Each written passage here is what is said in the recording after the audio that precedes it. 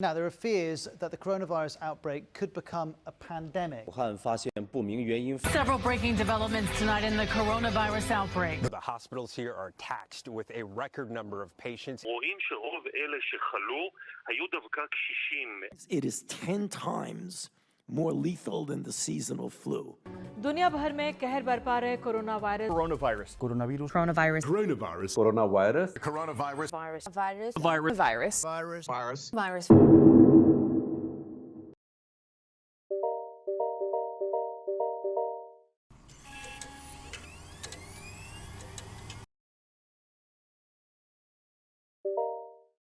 Hi, my name is Lesley Kane. I am late 30s. I grew up in New York. I lived in Los Angeles for 25 years, and for the past 7 years, I've been living in Jerusalem. I did attend school from around 8 to 3:30. That was the school time, but I did a lot of extracurricular activities. I keep trying to say am, but at this point I should probably say was. I was a flight attendant. And I also have a one-man show traveling the United States with. As soon as March 14 hit, all my bookings started getting canceled one after the other. It was so weird. I remember the day that the pandemic was announced and that everyone should go down in lockdown. And I was working, I was cleaning a house that day. And I finished, and then my mom called me and she said, everything's shutting down, you probably won't have work. I think the first time I started to hear about it was on CP24, and that's when I started to hear gradually every morning they would talk a little bit about this unknown virus.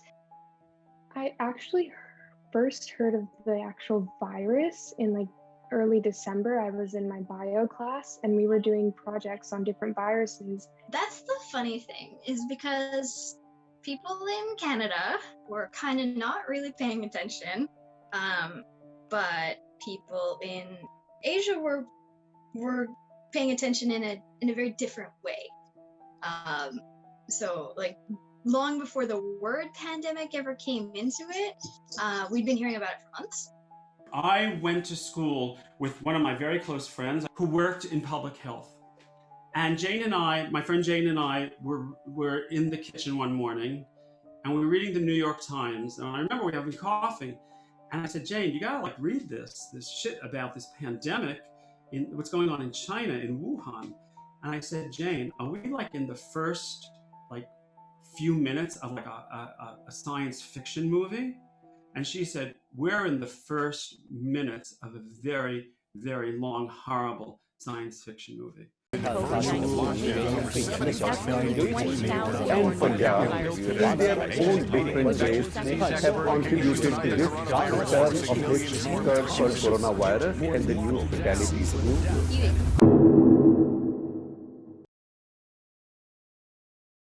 That day, I was called in to work at the gift shop because the gift shop was in the hospital where they started getting, people started coming in with not feeling well, and that's when the virus is starting to get big. I think my company stopped sending people to Beijing probably about a month before the actual word pandemic came into the fray.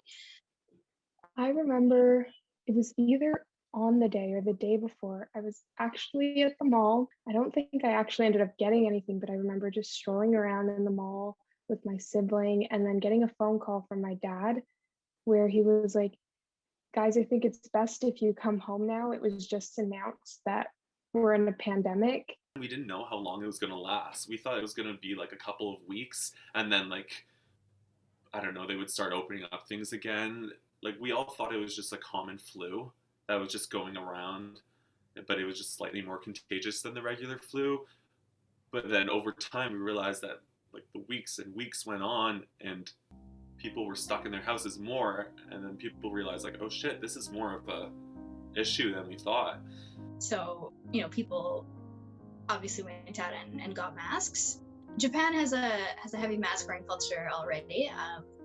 The reason I bought them in December, long before we ever even knew about the coronavirus, was because because I was sick there and I was being flown home as a passenger, I felt I had to have a mask on to, go through the airport and go through security and on board the plane and all that, like as a kind of a signal to the people around me that, like, yes, I'm sick and I'm, coughing and stuff, but I'm wearing this to protect you from me.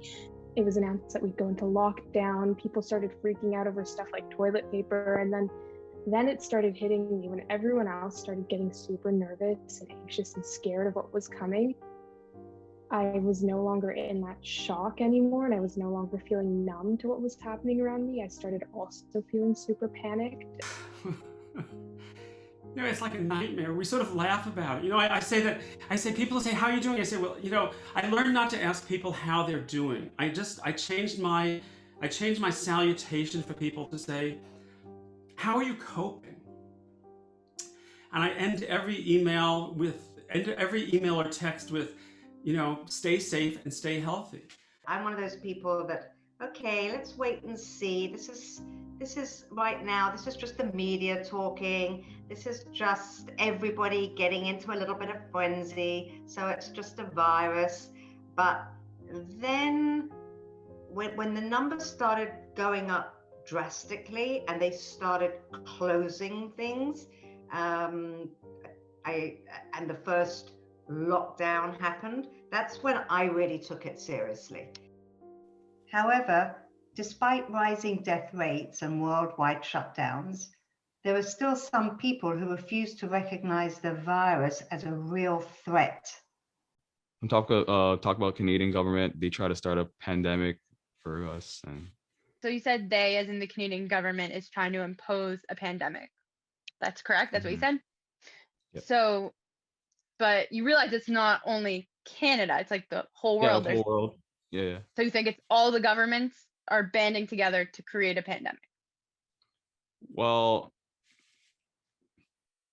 maybe. Oh, I know there's some countries that they're not even on lockdown at all anymore, and then some places are. They lifted the restrictions because there's less cases. Like, for example, New Zealand, they had a lockdown, and then the cases went down to 0. Now they have no lockdown. So, back in 2018, I swear, isn't like a once a year thing where all world leaders come together and have a meeting? Did you hear about that? United Nations? Yes. So it could have been something they planned out since a few years ago. So you think the world leaders came together at the United Nations to create a pandemic? Yes.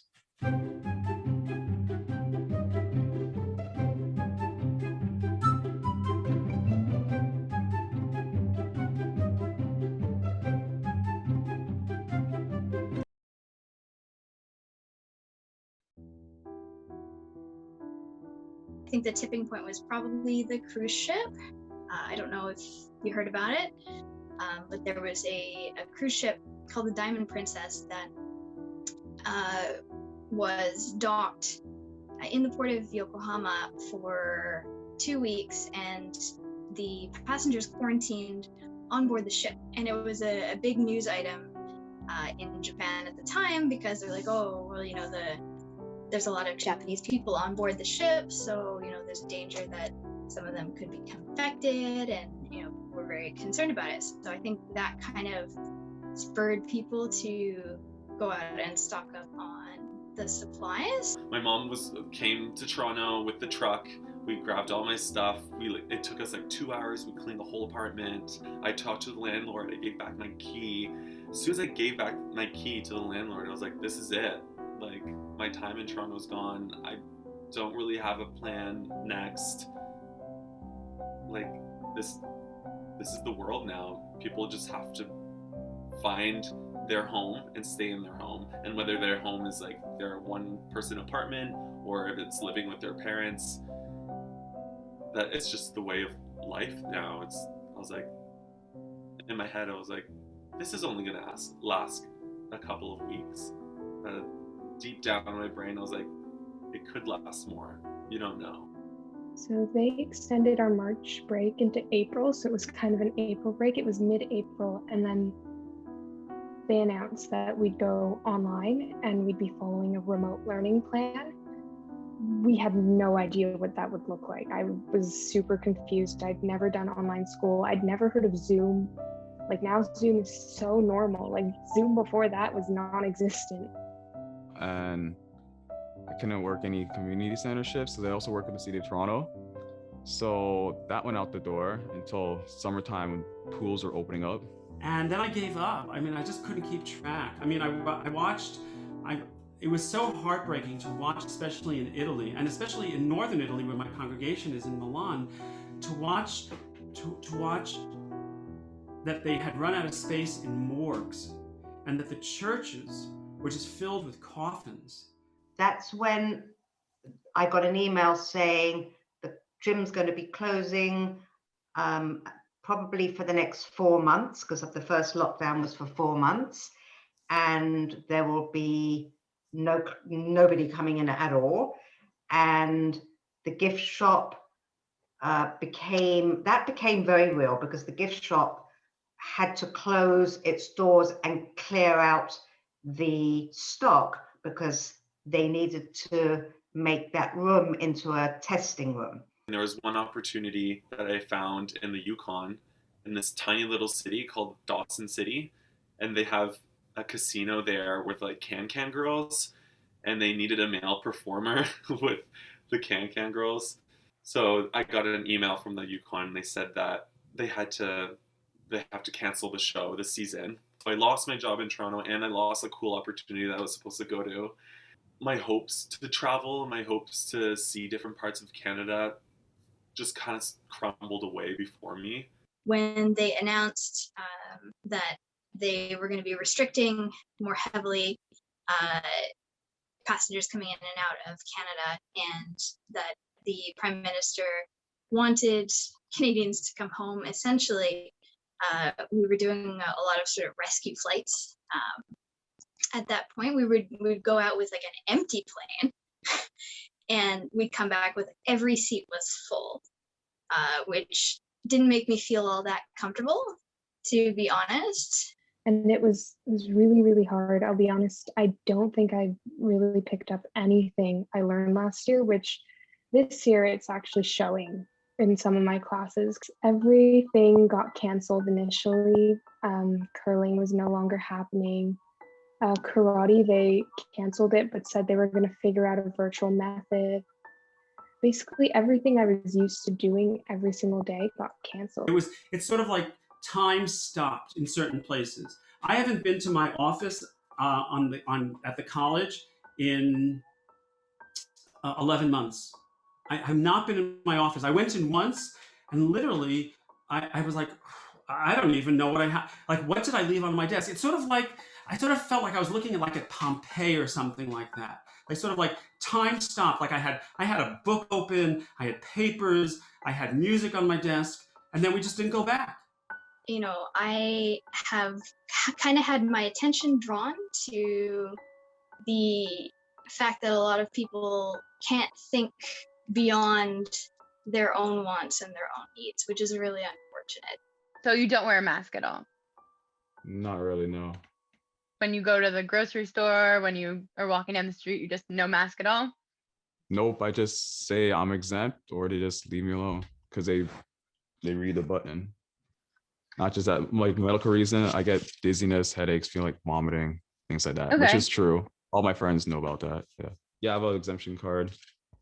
Oh, interesting. I didn't know that was a thing. Is that like the public health gives you that, or your doctor gives you that? I got the plugs. I can't reveal the plugs.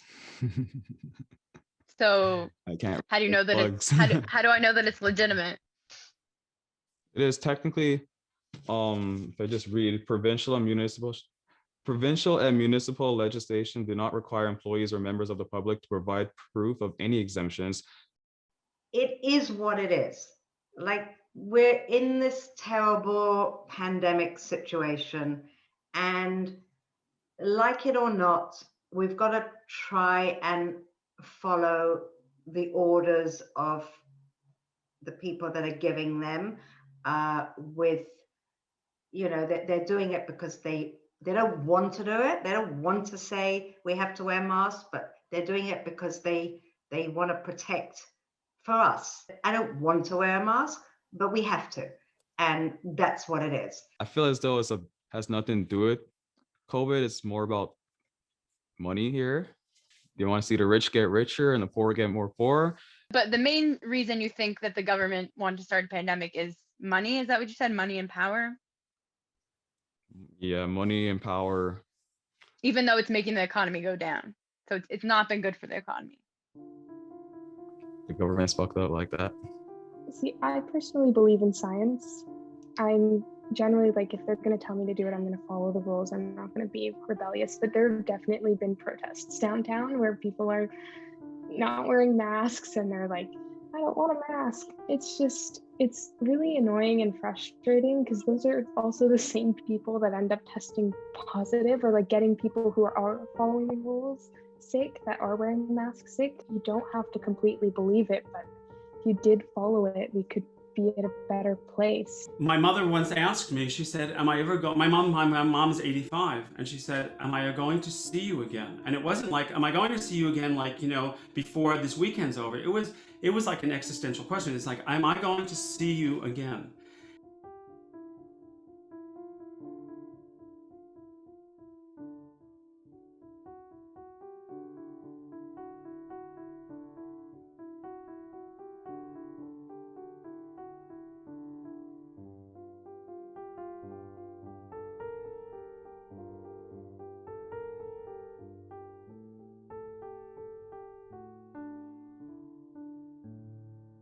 Never lose hope, because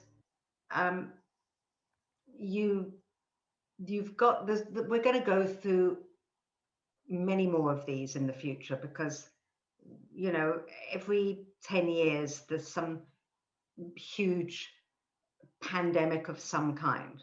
You know, we've had several of them, and we always come out of it at the end. This has been, I think, the worst. And I think I would tell them, never fall apart, never lose hope.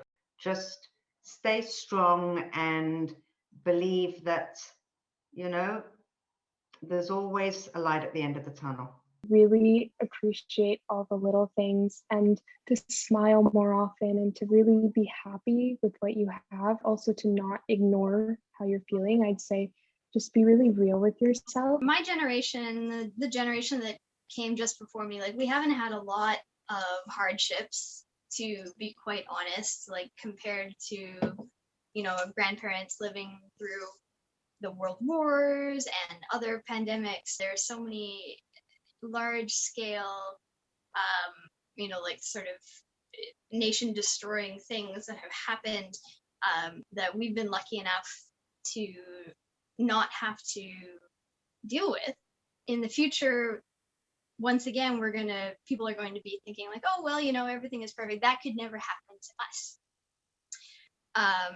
But when you look at the numbers in the history, you know, pandemics happen again and again and again. So I think it is going to be important, you know, 10, 20 years from now, when we're talking to, you know, kids who did not grow up during Corona or like don't remember COVID, that it's going to happen again. It's unavoidable. And it's important, I think, to keep that in mind so that we're better prepared next time. And I also think we can work a little bit harder on, you know, being kind and, you know, putting other people before ourselves and like thinking about other people. If you can't put them before yourself, at least like consider them.